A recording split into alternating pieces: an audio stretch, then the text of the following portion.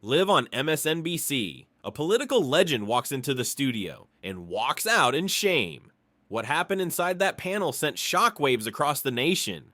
Pelosi cornered, questioned, and ultimately humiliated. This is not your average political interview. Buckle up.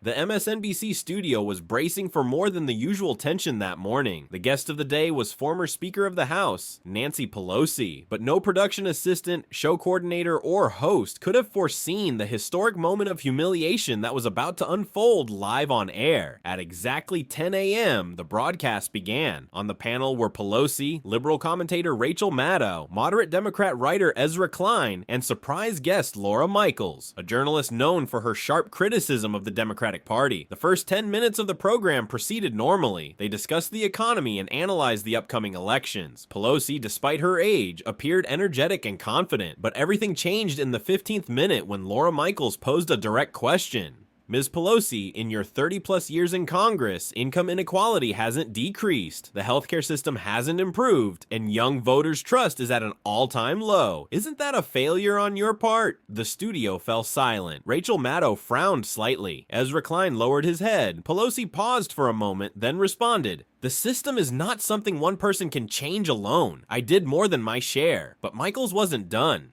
Yet you were one of the most powerful figures in that system. Why do you think young people now see you as the system itself? As the words echoed in the studio, social media exploded. Twitter, now X, TikTok, and Reddit lit up with hashtags like "Oh, Pelosi grilled" and MSNBC meltdown, which climbed to the top of trending topics within minutes. Pelosi's expression changed. She went on the defensive. It's natural for young people to be angry, but they don't understand how complex this work is. Rachel Maddow tried to intervene. "I think what we're dealing with here," but Michaels cut her off. "No, Rachel, we've heard that answer too many times. People are done accepting that they just don't understand excuse. Ms. Pelosi, 72% of young voters say they don't trust you. How do you explain that?" The studio turned icy. Pelosi paused again, visibly irritated. "I've fought for the rights of women, children, and minorities in this country. If you can't appreciate that, then the ignorance is on your part." Rachel Maddow looked to the side, making eye contact with a producer. Ezra Klein turned pale. Laura Michaels remained calm and delivered her final blow.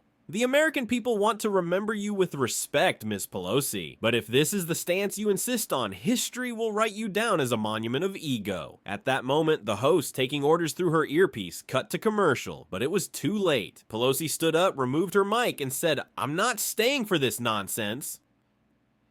When the broadcast returned, her chair was empty. But the real shock came after the broadcast.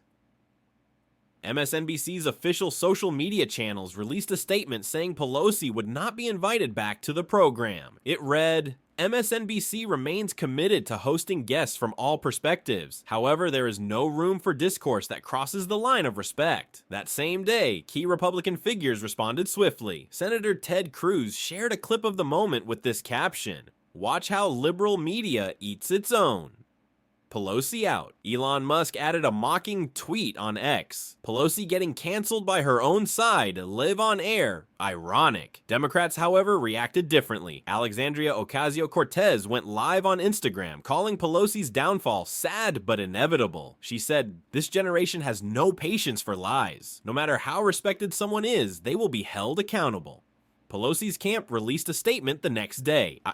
Short and pointed. "After 45 years of public service, I'm not surprised by being publicly ambushed on live television. But what this moment shows is how American media is no longer about dialogue, but execution. That should alarm us all." Despite the rebuttal, Pelosi's public image took a serious hit. Clips of the incident racked up millions of views on YouTube. Popular creators analyzed the segment, while others produced parody videos. The MSNBC panel quickly became regarded as one of the most dramatic live media collapses in American political television history. What happened next? Pelosi vanished from public appearances for weeks. In later interviews, she spoke more cautiously. Meanwhile, MSNBC revamped its panel format. Fewer guests, stricter moderation, and more scripted discussions. But one truth remained. "Get her out" had become a viral slogan.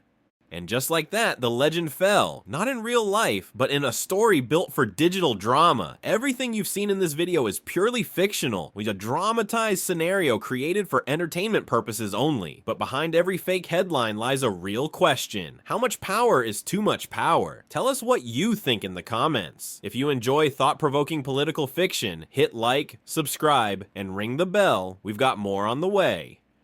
This is Daily Magazine News, where digital imagination meets political chaos.